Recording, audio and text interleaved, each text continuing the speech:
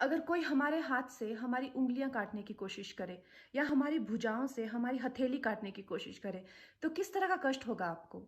वही कष्ट पहुंचाया है चाइना ने हमें लद्दाख पर अपनी लालची नजरें गड़ा के, और वहां हमारी सीमा का एक एक इंच बचाते हुए हमारे 20 जवान शहीद हो गए हैं।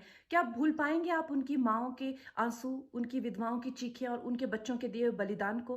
क्या ये सोचना ठीक है कि सेनाओं का जो सरहदों पे जो युद्ध होता है वो सिर्फ सेनाओं का होता है, वो सिर्फ सरकार का होता है? क्या उसमें हमारा कोई योगदान नहीं है? क्या हम भूल गए वो वक्त जब महात्मा गांधी जी ने कहा था अगर अंग्रेजों की रीढ़ तोड़नी है भारत में तो उनके बनाए हुए हर उत्पादन का बहिष्कार करना पड़ेगा?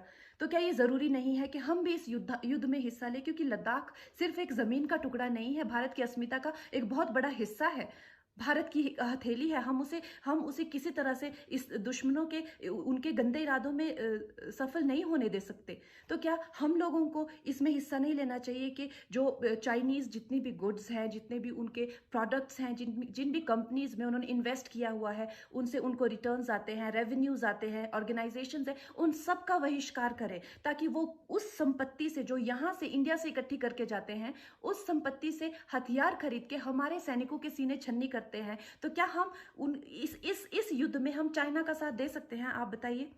ये क्या हमारा कर्तव्य नहीं है कि हम अपनी सेनाओं का और अपने सरकार का साथ दें? तो हमें प्रतिज्ञा लेते हैं कि हम आत्मनिर्भर बनेंगे और चाइनीज गुड्स को बिल्कुल बॉयकॉट करेंगे और इस युद्ध में हिस्सा लेके भारत को जिताएंगे। जय हिंद।